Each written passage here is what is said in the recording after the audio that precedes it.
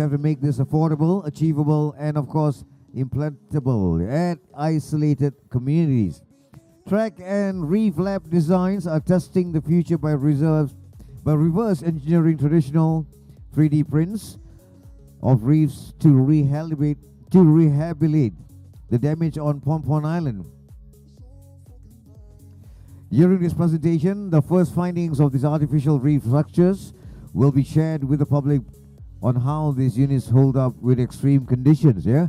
So, without further ado, I'd like to invite Robin Philippo. The stage is yours, my friend. All right, Thank guys. you. Can everyone hear me all right? Sounds okay?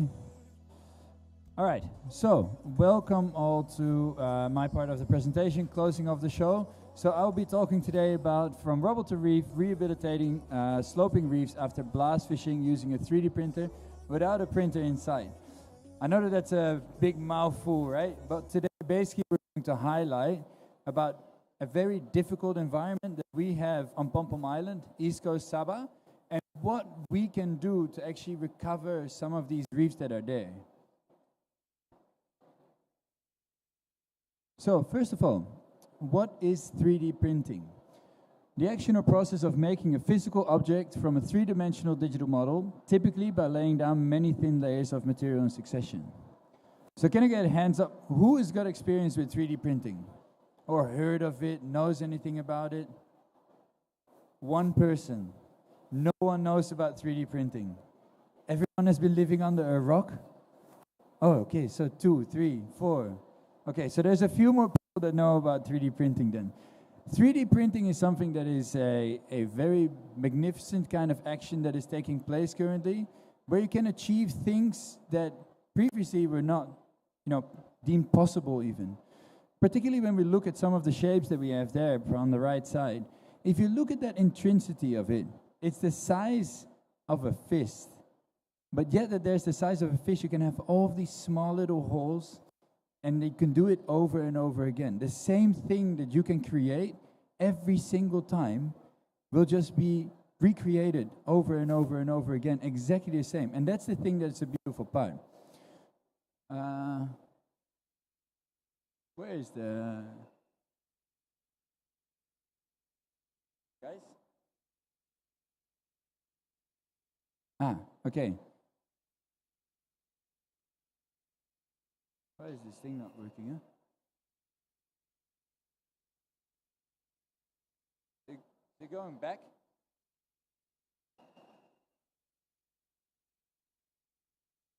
Okay. Yes. All right.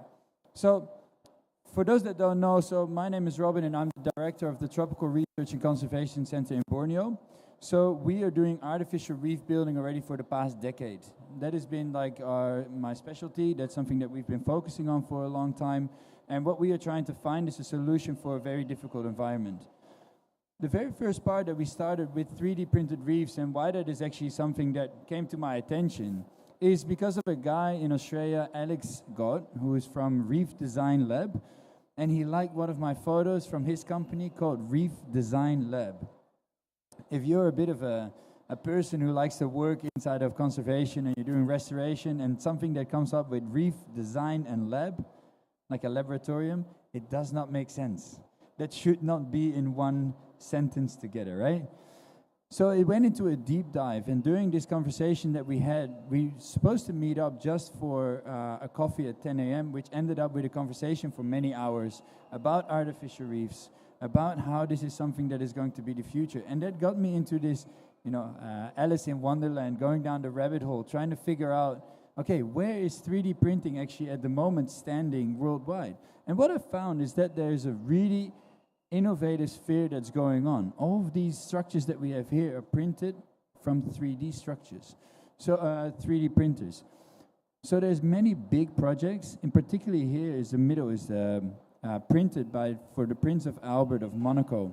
So it's like an honorary kind of reef that he got printed for him, which is amazing, and it's quite big if you particularly look at the size of the divers, or they're over on the right side. It's massive, right?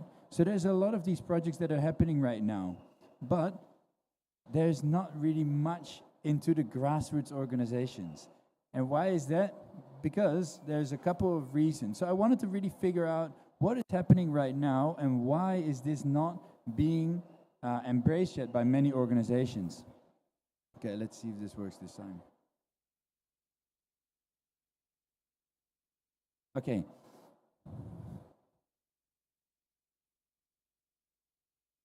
Where do you want me to point it at? No. Yes. No. One back. Is this thing just not happening? One back? Okay. So there's 4 different reasons why there's a delay in implementation. Because if we look at 3D printing on its own, and there's a large amount of like artificial reef structures that are going on with this, if this is really the future of artificial reef building, why is this not implemented in such a large scale? And there's 4 particular reasons. The very first one, it's extremely expensive equipment. Some of these printers that we are here for industrial size printers start at around about $150,000 US. And this is before tariffs. So most likely now it will probably be a lot more expensive than that. And the printers, particularly like the robot arms that are there, they go up all the way to more than $1 million US. So these are like huge amounts, right? Like we would not be able to afford something like that. That's a really high number for a grassroots organization that's there. Is this honestly? Okay, second part is that there's so much research and development that goes on with this. When we are looking with an organization that's in Australia, so it's called Reef Design Lab, for every hour, minimum wage is around about 70, 75 ringgit per hour. Before you can design something like this, and it goes into like a program which is called CAD, then they are just making the design over and over and over again. Before you actually come to your very first print that you are doing, you're already looking at hundreds, if not thousands of dollars before the very first structure is actually being printed at the end. And then once that is being done, if you have a printer of $1 million US and you're trying to print something, you need to sit there the whole time that it goes. Because if something goes wrong with that printer, you can throw away that money, right? So, can we go to the next one? Then the third one is a huge one, logistics. So anyone who's been doing artificial reef building knows that when you're trying to have a structure and you're putting it underwater, it involves lift bags, it involves a lot of divers.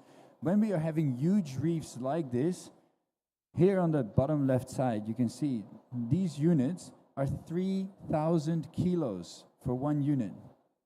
If you want to put that somewhere onto a sloping reef or onto a reef in general, first of all, that's going to cost a ton of money again. To have a boat with a crane on it, in Malaysia is around about $60,000 for one day.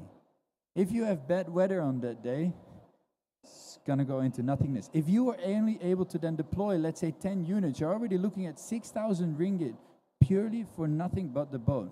And that's just the boat. If we are turning this even further around, and we are having these reefs, and they're coming, for example, from Australia, where they're being printed, when they're being printed there, they go onto a trolley, the trolley goes onto a truck, the truck goes to the harbor, onto a container, onto a boat, and then we're still in Melbourne. And then it takes a very long time before it even gets to Kuala Lumpur. So the size and the weight of these things make it nearly impossible for any large structure to really be implemented onto a large scale without it being financially extremely expensive. Can you go to the next one? So that brings us to the fourth point and the final point, basically. It will never ever be financially available for conservation. Like, we are on an island that's 2.3 kilometers circumference. We're right next to the beach. There's such a high salt level there. Even for us, stainless steel still rusts because there's everywhere still salt in it. So we cannot have anything that is that nice because it is just unachievable. So whenever there's grassroots organizations that don't have massive funding, whether it's from sultans or from governments or from European Union, whatever it might be, if you don't have that behind you, we would never be able to implement that. Go to the next one. So, if we are looking at this and we are taking some of these things away, so if we can look at the biggest problems that we have and we can take this away, so if we can bring down the cost per reef, if we can make the logistics, we can just make that eliminated. We can do diver deployment in that. We can do it with nothing but a dive boat. Then we are looking at something that would be actually the future for artificial reef building, because you can make something over and over and over again without there actually being a problem with the reefs not looking the same, for example. Okay. So, before we go to the solution, we first want to talk about the problem, right? Can I see hands up? Who has heard about blast fishing? Don't be shy. You can put your hand up. Just want to make sure that people actually understand what it is. Thank you. So blast fishing is a very destructive method of fishing that is currently happening today, particularly in East Malaysia. The action that it actually takes is there is like a glass or a plastic bottle that is being filled with fertilizer and a diffuser, and this is then used in order to go fishing. But this is not something that is new. This is something that is even backdating to 1893, the very first documentation of blast fishing that happened. So this is not a new thing that was happening or that's occurring. But the sad thing is, to this day, this is still happening in Malaysia. To this day, this is still happening on many occasions that blast fishing is taking place. It's definitely getting better to what it was, but it's still happening. And the destruction that takes place in that case is one bomb can destroy up to 15 meters diameter. 15 meters. So it's basically almost the size of this whole stage that is being destroyed by one blast. Keep in mind, like this is from people that are having destitution, right? They don't have another solution to do this. So we cannot point the finger and say that this is the blame. But it is a problem that it is destroying the reef still to this day that we have on Pom Pom and all over Asia. But there's an issue that comes with this. The problem that we have is that blast fishing is not something that is only happening on Pom Pom or used to happen in Pom Pom. This is something that has been happening in Malaysia, Indonesia, Philippines, the whole Coral Triangle, but it doesn't stop there. This is something that is happening still into many places in West Africa, East Africa, around India, around Sri Lanka, in the Gulf even where it's happening. All over the world, this is something that has been happening. But the problem that is with the blast fishing is that there is so much destruction that happens and there's no recovery taking place. So I've been on Pom Pom Island for the past 10 years. In these 10 years, this is what I'm looking at. This is the reefs that we are looking at. And this is not me just trying to take like a couple of photos randomly or like specifically like, oh, let's go and look for a site that looks destroyed. This is actually something that is very like prevalent there. We've got only about 5% coral cover on Pom Pom. So, because there's such a high slope on it, it means that there's also no recovery able to take place. On Pom Pom, we don't have an issue with coral growth. We don't have an issue with recruitment. There's so much coral growing left, right, and center. But it doesn't have a place to grow. It doesn't have a stable substrate. Like I'm standing on this stage, it's quite stable. But if I would now be standing on sand and I'm trying to climb up this table, it will probably fall. That's the same as with coral. So there is such a steep slope, anywhere from 15 to 45 degrees angles. And when the coral recruitment starts to settle on there, it grows onto something that is very small. When it starts to grow bigger on the slope, it starts to tumble down. When it starts to tumble down, it gets smothered by other coral. It is basically the slope of death. So we see that this coral, even though there's a lot of growth to it, it doesn't have a place to actually stably grow on. So it creates underwater landslides, which eventually leads to the fact that there's no natural recovery taking place and human intervention is necessary. And this is something that we've been working on for the past 10 years to try and find a solution. Because as we look worldwide, there's around about 600,000 square kilometers of reef.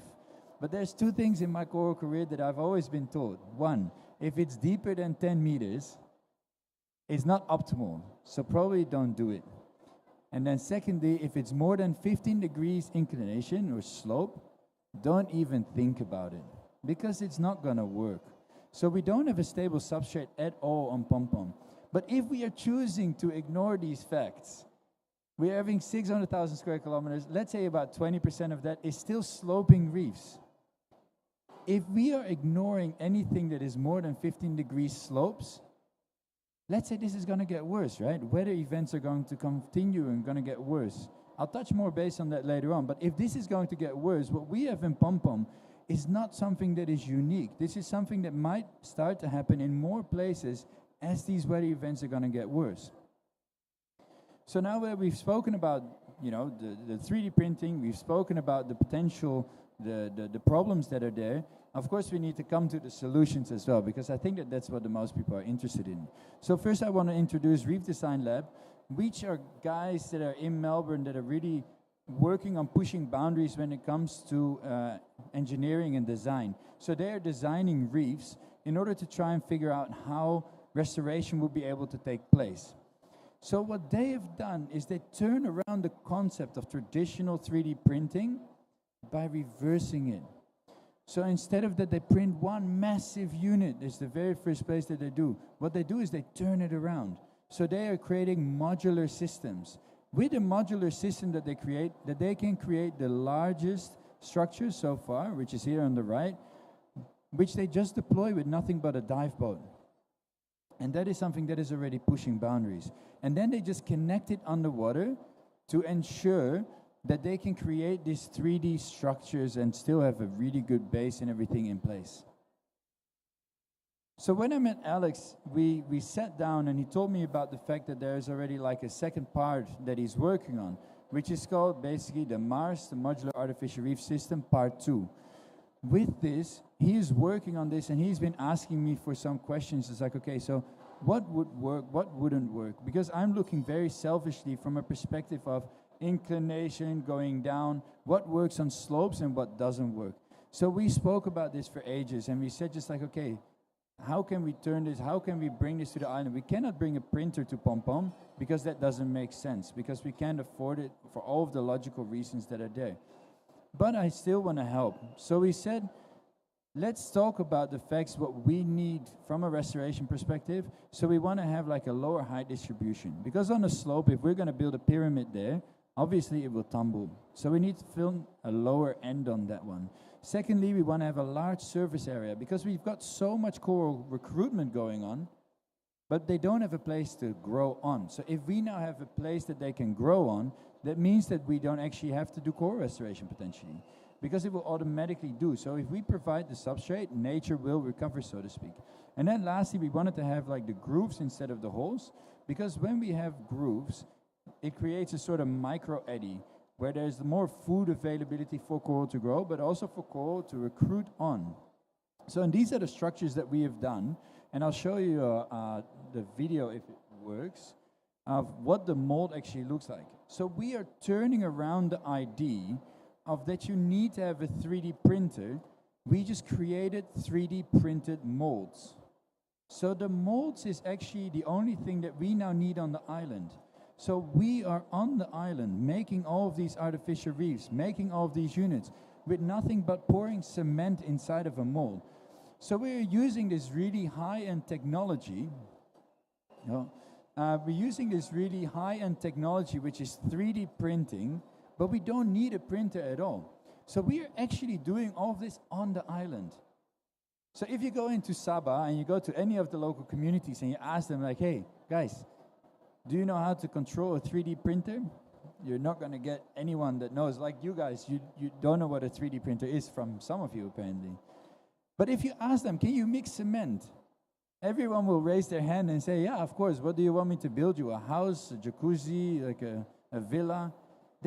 This is their second nature. So we wanted to use this high-end technology that is 3D printing, and we break that down to the simplicity of, can you mix cement? If you can mix cement, you can make 3D printed reefs. If you can make these 3D printed reefs, it's like Lego. So I think there's a video. Can you turn the sound off of the video, if that's possible? Oh. One back. Yeah.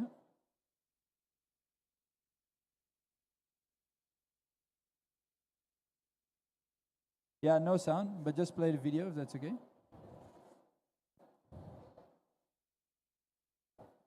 Okay, so this is patient 0, which is the very first installation that we've deployed on Pom-Pom on the 30th of July. I'll just wait for a second.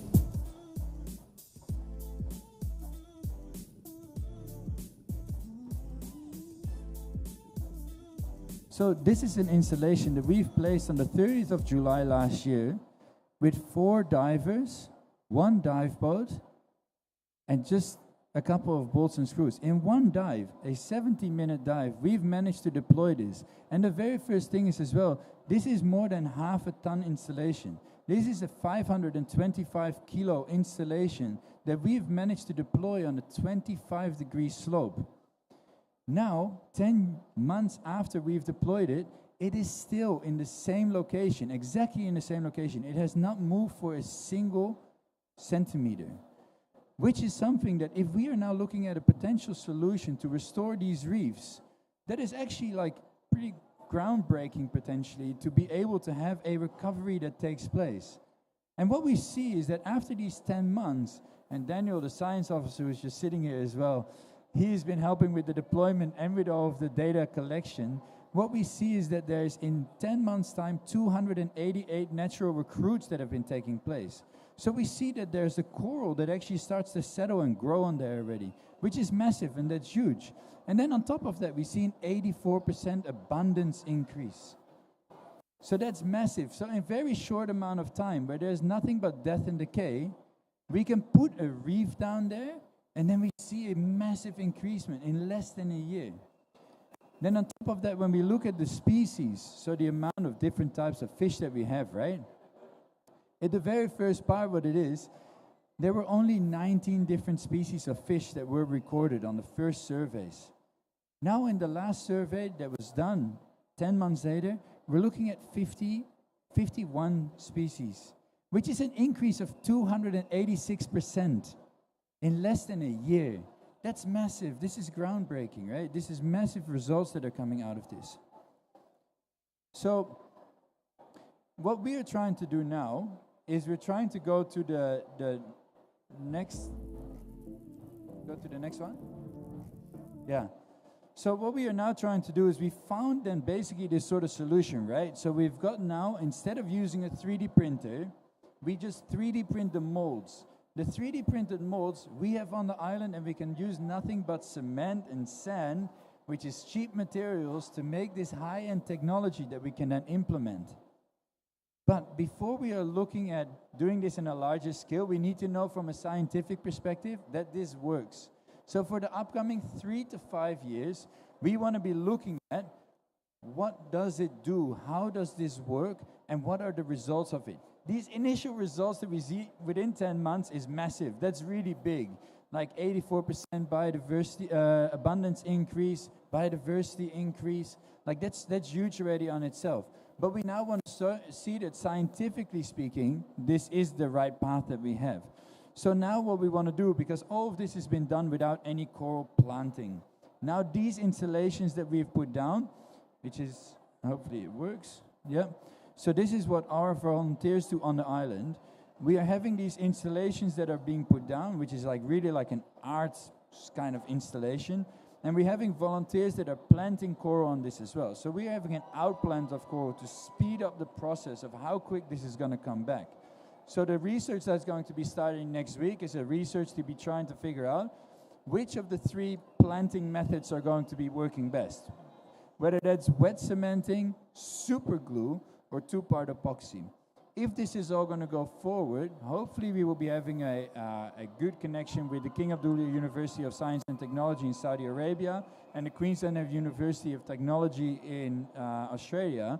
And then we will be collaborating to try and figure out from a holistic approach, is this something that will be like potentially as the future of coral restoration? Because there's just a lot more, art almost to it. It's like putting the art back in artificial reefs. Because any one of you guys that's a diver and you go diving and you see artificial reefs, particularly if they're cement, you see this is something that is an artificial reef, and most of the time doesn't really look very nice, right? So that's something from an aesthetic standpoint, we are trying to bring this to our deck as well. So if this research project is actually going to come to fruition, and it's going to be showing the actual results in terms of like what we have been trying to push for, we can see some massive, massive results. Because if we are able to provide a new substrate and the fish come back and the diversity comes back and the species come back, and we can do this on a slope, that is something that has not been done before. In any of the scientific literature that's out there right now, there is no restoration that is, peer-reviewed above 15 degrees sloping reefs. So we are having a massive gap in what needs to happen and what we are trying to provide, so to speak. And, without sounding too much doom and gloom, but unfortunately the weather events are becoming worse, right? Like I've been talking a lot with people from Kuala Lumpur that it's not been raining this couple of weeks. We are in Sabah and we are having the most insane rain that we've had in years. This is going to become worse and worse. If this is going to continue, what we have in Pompom might be in anticipation of what's going to come. Because when we have bleaching events that are getting worse, when we're going to have the hotter climate, we're going to have more tourism that's going to take place, more development, and we're having all of these sloping reefs. And if that dies, where's that going to go? Where's the dead coral going to go at that stage, right? It starts to tumble down. So what we have in Pompom is hopefully not, but it might be in anticipation of what's going to happen worldwide if these weather events are going to get worse. So we need to find a solution. We need to come up with a solution of this. So I think what we've tried to speak about as well is, the reason why there is the blast fishing that has been taking place, particularly in Southeast Asia or in Sabah, is because of a level of destitution, because of marginalized communities. So the people that are not being recognized by governments, they are going to destructive fishing practices. So what we are trying to do with Trek is by the creation of these 3D printed reefs, we are wanting to have the local community actually making these reefs. So when we are going to be able to employ the local community to be building these, to be deploying these, to do the maintenance on it, to put it all down into the ocean, and it will bring back their fish and whatever, it means that they are going to have a higher availability of fish for them to continue with their traditional ways of living, which is like really on the sea, which is going around and just catching their own. So if we are able to provide them with an alternative source of income, which takes them away from doing illegal practices like blast fishing, and that money that they will be earning from making these artificial reefs, and that can then be pushed back into the community, we're trying to look at an holistic approach to make sure that these people will have a livelihood, so that the stateless people, the Bajalaut, will be having these next steps going forward. And that's what we're really trying to achieve. So, without having much training, because anyone who can mix cement and we can pour it inside of a mold, you can make these artificial reefs. And because this is like a Lego formation, you can build these blocks like Lego. So anyone that is able to have this, we can also make these reefs and restore their own reefs. So there will not be much training required to do these things. And I think that that's a key part.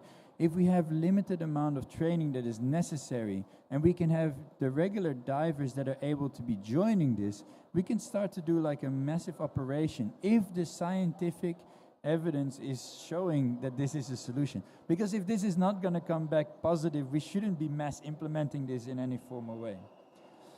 So we have a lot of opportunities for funders or for local divers to have with minimal funding to be joining in this and to do the restoration and to restore a lot of the artificial reefs like worldwide. Okay, so to get back onto a final note, so to speak, I believe that 3D printing is definitely on the verge of a breakout. There's, internationally speaking, so many projects that are doing this, so many projects that are currently working on 3D printing, but I hope that they will start to take note and that they make the molds so we can do this on site, so that there's not the logistics, the carbon footprints that come with this of getting something from, for example, Melbourne to go to Saudi Arabia to be installed there. Like there's such a big print on it with all of that kind of, the ships and the barges that it goes to the other side of the world. Research needs to be done though. If we do not have the scientific research to push that this is, or to prove that this is actually like a solution, then we shouldn't be doing this. So we need to do a lot more research that this actually makes sense. If it doesn't make sense, we need to continue to go to where the wheel might be. Not reinvent the wheel, finalize the wheel, however you want to talk to it. I think that when we are, looking at what the solution or what the future is going to bring, what we are trying to do is we're trying to push. So now the first reefs are being installed already last week on 30-degree slopes. Anyone that does restoration, that's a significant incline. In the coming weeks, we're going to be pushing that all the way up to 45 degrees. Why? Because if we don't try it, who else is going to try it? So we need to try and push to try and see if this change will actually work. If this works, we might have a solution to try and restore historical blast fishing practices and restore the reefs that are there in this kind of sense. And then the potentials are endless. I think that's the main key. Like, there's so much innovation that goes on. If we can really push for this innovation, there will be like a lot more change possible. All right, so I've got one more final video, and then I've got one more, kind of shout out to Alex and Zach from Reef Design Lab. Their staff are making this possible, and they're the ones that are supporting us massively so that we can do the work. Give these guys a follow. Give Track, our organization, a follow as well. We will be reachable. If anyone has any questions as well, you can also go out. And else, I want to, thank you very much for listening, and I wish you all luck in the lucky draw. Is there anyone with questions? Anyone has a question? Sorry? Any questions? No questions? Okay, thank you very much, guys. Good luck.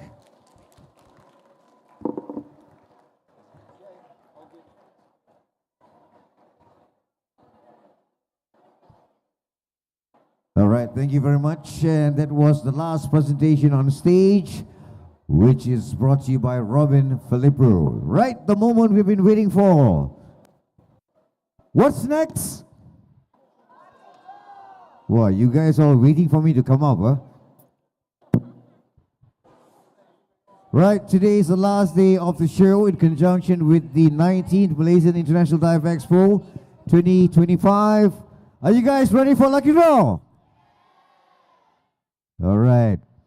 Do you know how many prizes are there today? Okay, I'll give you a hint. It's above 10. 35, no? No? Higher? Lower? Lower? 20 higher? 22 correct. Hey, where did that come from? All right, so just hang in a moment. I'd like to invite Mr. Kenny on stage. Could I have Mr. Kennedy on stage, please? Thank you.